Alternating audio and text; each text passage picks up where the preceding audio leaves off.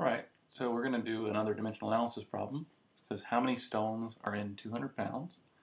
A stone is a unit that you're probably not familiar with. It's used in the UK still, I think, for weights of people. Probably at one time was used in trade.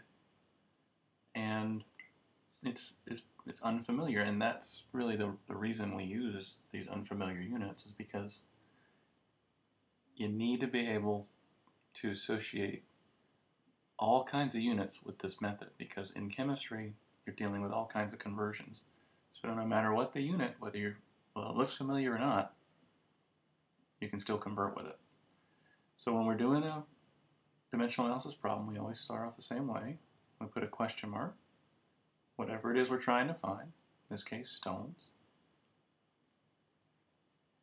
and we set that equal to whatever the given value is, in this case 200 pounds.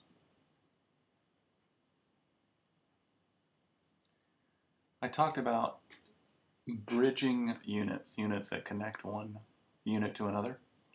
We're going to have to do that here, because when we look on our conversion sheet, there's no conversion directly between stones and pounds, so I'm not going to be able to go directly from pounds to stones. I'm not going to be able to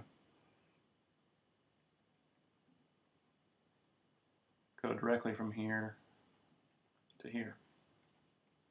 So I have to find what we call a unit that bridges the two together. So we go and look over here, and the first thing I'm looking for is just anything related to a stone, and I see right here that it says 6.35 kilograms equals 1 stone. That might help us.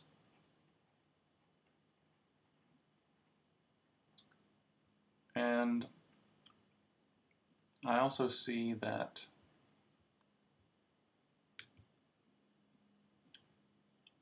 there's 2.2 pounds in 1 kilogram. Oops. 1 kilogram.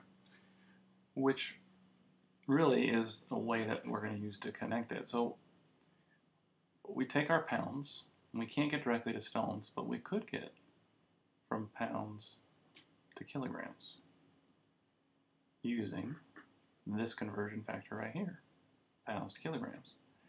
And if I can get it to kilograms, then I can go directly to stones.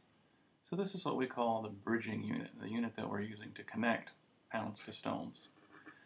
You could probably find in some conversion book a direct relationship between pounds and stones, but there's not any on your conversion sheet. So that means you're going to have to find a unit to bridge. Okay? Alright, so how are we going to do this? Pounds is what we're going to try and cancel. So pounds goes on the bottom. I'd love to put stones at the top, but I don't have a direct relationship between pounds and stones.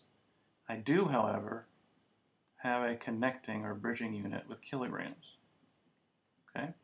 So I'm going to go to kilograms first.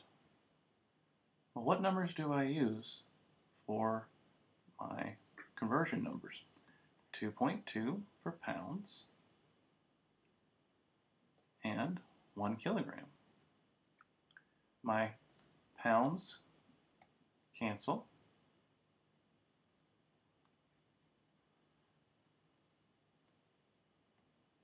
And then I stop and I look. Is kilogram where I want to be? No, I want to be at stones. Again, that's the reason we put the question mark right here. We want to know if we have to go any farther. Kilograms is not where I want to be. So that means I have to continue with another bracket. Well, this is like starting over. So what unit do I want to cancel now? I already canceled pounds. Now I want to cancel kg. So I put kilograms on the bottom. Can I get directly to stones from kilograms? Yeah, there's my relationship right there. So stones on the top. What numbers do I put here? 6.35 for every 1 stone. And now my kilograms cancel. I look to see what I have here. I have stones. What am I trying to get to? Stones. So I'm done making brackets. Now it's just a matter of simplifying. And remember, this is just 3 fractions. 200 over 1, 1 over 2.2, 1 over 6.35.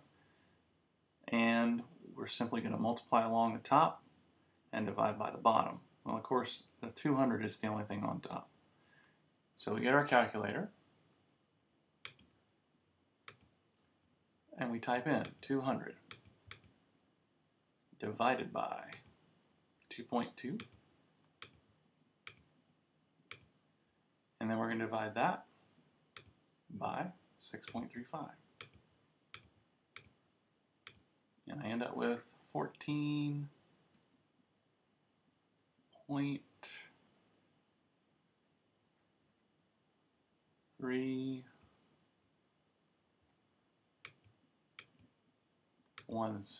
We'll stop there rounding wise because we don't need to go any farther. Stones.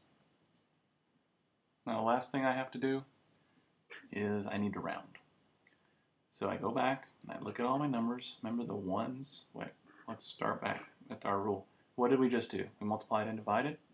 What's our rule with multiplying and dividing? We find the number with the least number of sig figs.